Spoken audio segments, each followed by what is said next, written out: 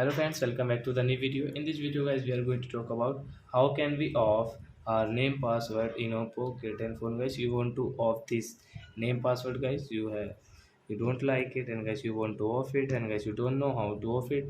So guys, don't worry, in this video guys I will show you how can you off this name password setting in oppo K10 5G phone.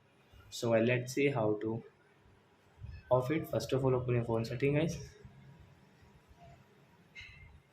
and guys scroll it, and guys come on password and security setting, click here, lock screen password. Guys enter password which you have current now.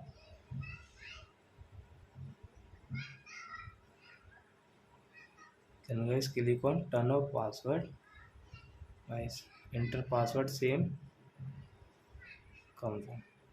So guys, lock screen password will off in your oppo phone. So let's see password has or not. So you can see guys, there is no any password in our oppo phone.